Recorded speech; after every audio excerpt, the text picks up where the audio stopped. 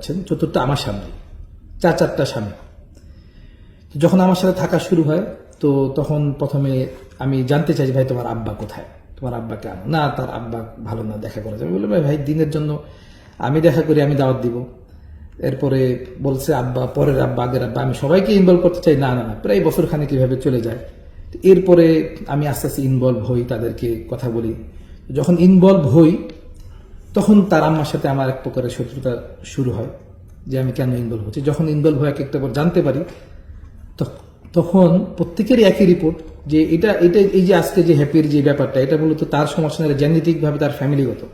তার আম্মার সেম সমস্যা ছিল, তার আম্মা প্রথম সংসারে তার আপন ফুফাতো ভাইয়ের সাথে সেই বিয়ের পরে বাচ্চা হওয়ার পরে বাচ্চা নিয়েও দাও ব্ল্যাকমেল, বাচ্চা সংসার দিতে হবে, ভরণ পোষণ দিতে হবে, কিন্তু তাকে ছেড়ে দিতে হবে টাকা পয়সা দিয়ে।